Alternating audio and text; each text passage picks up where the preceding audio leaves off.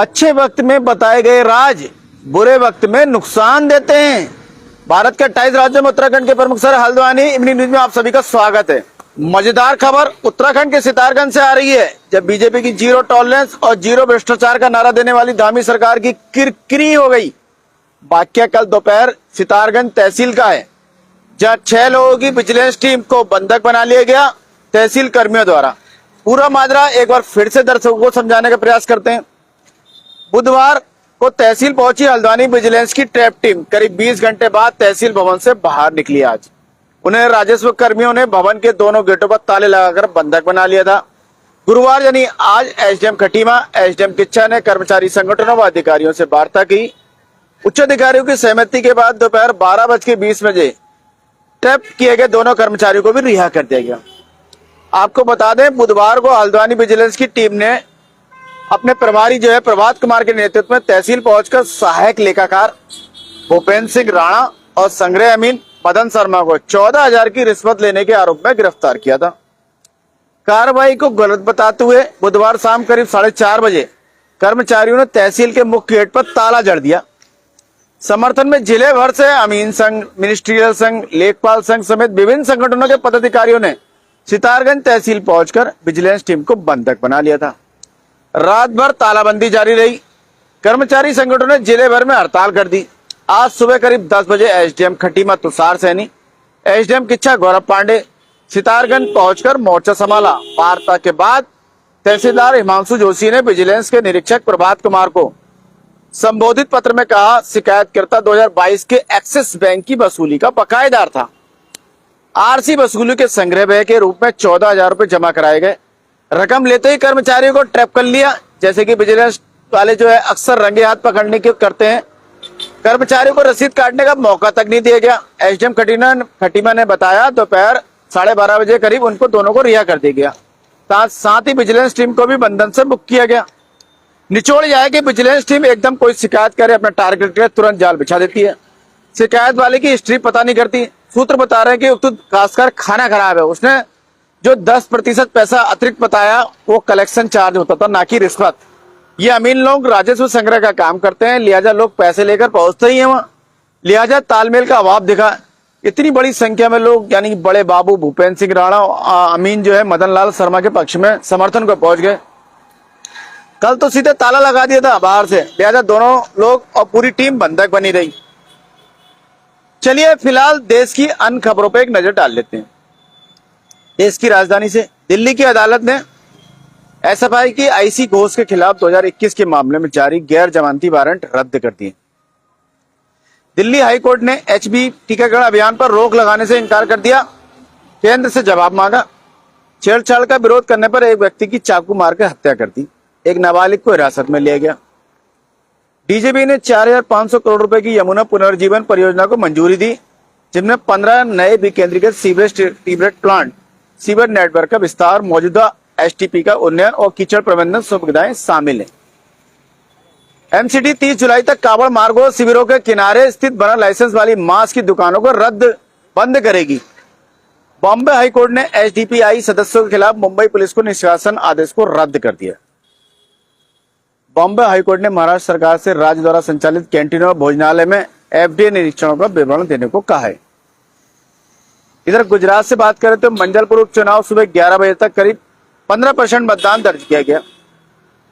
कर्नाटक से बात करें तो पुणे बेंगलुरु राष्ट्रीय राजमार्ग का हिस्सा बेलगावी के पास ढह गया। विधायक शशिकला जोले ने घटनास्थल का दौरा किया और काम की गुणवत्ता पर असंतोष व्यक्त किया। इधर कर्नाटक उच्च न्यायालय का कहना है कि एनआईसीई सड़क परियोजना कर्नाटक का सबसे बड़ा घोटाला है, जिसके लिए स्वतंत्र जांच और फॉरेंसिक ऑडिट की आवश्यकता है। कर्नाटक उच्च न्यायालय ने सार्वजनिक सड़क पर मालूर की न्यायिक अधिकारी के आचरण पर सवाल उठाया। उनकी कार को ओवरटेक करने के आरोप में 3 लोगों के खिलाफ दर्ज एफआईआर पर रोक लगाई। तमिलनाडु के मुख्यमंत्री विजय की संभावित यात्रा के लिए कर्नाटक तैयारियां कर रहा है। कर्नाटक सरकार को उम्मीद है कि तमिलनाडु के मुख्यमंत्री जोसेफ विजय कावेरी मुद्दे पर परामर्श करने के लिए 3 अगस्त को बेंगलुरु पहुंचेंगे। हालांकि अभी तक इसकी कोई आधिकारिक पुष्टि नहीं हुई है। केटामाइन की तस्करी और मनी लॉन्ड्रिंग मामले में ईडी ने हैदराबाद और चेन्नई में छापेमारी की। करीब 82 करोड़ 82 लाख नगद और करीब $18,000 जब्त किए। केरलम से केरल की यूडीएफ सरकार ने पुनर्जीवी विदेशी फंड मामले में सीएम बीडी सतीशारन को भ्रष्टाचार के आरोपों से बरी कर दिया है। केरल उच्च न्यायालय ने पुलिस संघों के पुनर्गठन के राज्य सरकार के आदेश पर तत्काल रोक लगा दी है। जंतर मंतर प्रदर्शनकारियों पर विवादास्पद टिप्पणी करने के आरोप में हिंदुत्व विचारक टीजी मोहनदास के खिलाफ फिलहाल मामला दर्ज किया गया। केरल पीएससी परीक्षा घोटाला, एसआईटी को अनियमितताओं के पीछे बड़ी साजिश का संदेह। एसआईटी की जांच के निष्कर्ष के अनुसार कथित कदाचार एवं आकस्मिक चूक नहीं थी, बल्कि रैंक सूची में हेरफेर करने के एक सुनियोजित प्रयास था। केरल लोक सेवा आयोग की परीक्षा में कथित अनियमितताओं की जांच कर रही विशेष जांच टीम ने भर्ती प्रक्रिया में हेरफेर करने की कथित साजिश के सबूत जुटाए हैं। फिलहाल तिलचट्टे वाले पोस्टर पर विवाद हो गया। केरल के एमजी विश्वविद्यालय ने राष्ट्रीय सम्मेलन के लिए धनराशि वापस लेने का कदम उठाया है। बॉलीवुड ने फिल्म पायरेसी नेटवर्क पर केंद्र सरकार की कार्रवाई की सराहना की है। इधर तमिलनाडु में कावेरी जल प्रबंधन प्राधिकरण ने कर्नाटक को तमिलनाडु पानी छोड़ने के लिए दिए गए सीडब्ल्यूआरसी के आदेश का समर्थन किया है। कर्नाटक के मुख्यमंत्री ने राज्य की अगली रणनीति पर सलाह लेने के लिए रविवार को बेंगलुरु में सर्वदलीय बैठक बुलाई है। तमिलनाडु सरकार ने अल नीनो मौसम घटना की निगरानी और आकलन के लिए विशेष सलाहकार समिति का गठन किया। डीएमके कावेरी नदी और किसानों के मुद्दों को लेकर 3 अगस्त को तंजावुर में विरोध प्रदर्शन करेगी। सुप्रीम कोर्ट ने अग्रिम जमानत याचिका खारिज किए जाने के खिलाफ सेंथिल बालाजी की अपील पर 31 जुलाई को सुनवाई के लिए सहमति दे दी, यानी कि कल। तमिलनाडु के कुछ हिस्सों में भारी बारिश होने की संभावना है। बारिश का दौर जिसके 4 अगस्त तक जारी रहने की फिलहाल उम्मीद है। उड़ीसा में उत्तरी उड़ीसा में बाढ़ से 1.25 लोग प्रभावित, 10 जिलों में स्कूल बंद, स्थिति गंभीर। मौसम विभाग ने अगले 24 घंटों में उड़ीसा के कई स्थानों पर भारी बारिश का पूर्वानुमान लगाया है। सुप्रीम कोर्ट ने महाप्रभु जगन्नाथ की रिहाई के खिलाफ उड़ीसा सरकार की याचिका खारिज करते हुए कहा, कल आप फैसला नहीं सुनाया जा सकता। इधर पश्चिम बंगाल वकीलों ने सुप्रीम कोर्ट के आदेश के कुछ ही घंटों के भीतर 24 जुलाई को कोलकाता में हुए आंदोलन के सिलसिले में गिरफ्तार किए गए 16 लोगों को जमानत दिलाने के लिए संयुक्त प्रयास किया। कोलकाता के स्कूलों में दोपहर के भोजन में मेनू पहले अंडे शामिल किए गए थे, फिर हटा दिए गए थे, अब फिर शामिल किए गए। सीएम अधिकारी का कहना है कि सरकार इस मुद्दे को विपक्ष के हाथ में नहीं सौंपना चाहती, लिहाजा अंडे अब खिलाए जाएंगे।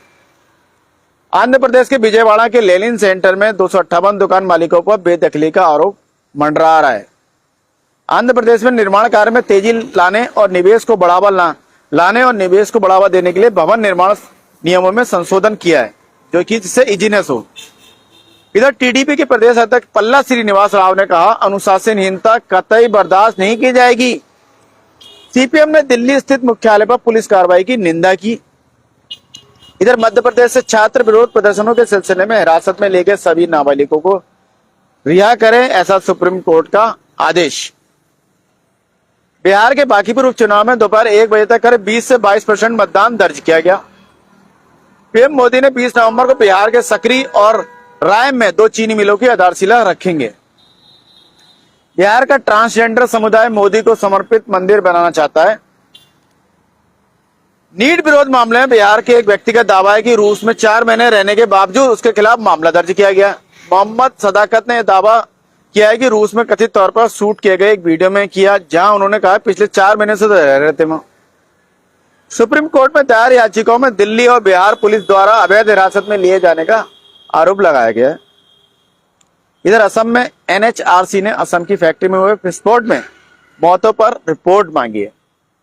यूपी के एसबीएसपी प्रमुख राजभर ने यादव मुद्दे के जरिए अखिलेश पर निशाना साधा है। यूपी में जंतर मंतर की गूंज सुनाई दी। जनरल अल्फा स्कूल के छात्रों ने बुनियादी सुविधाओं को मांग को लेकर जबरदस्त प्रदर्शन किया। राजस्थान के आदिवासी क्षेत्रों के विकास के लिए 196 करोड़ रुपए के बजट प्रस्तावों को फिलहाल मंजूरी दे दी है। हिमाचल प्रदेश के खनिज निष्कर्षण राजस्व में पिछले 3 वर्षों से 70% वृद्धि हुई है। ये मुख्यमंत्री सुक्खू का आज का ताजा बयान है। आशा है आपको खबरें अपडेट रख रही होंगी और चाय पर चर्चा के लिए मसाला प्रदान कर रहे होंगे। अपने विचार और सुझाव आप साझा कर सकते हैं। कल फिर नए विषय के साथ आपके समक्ष उपस्थित होंगे। इसी के साथ मैं मनोज आर्य, खबर संसार के लिए। जय हिंद।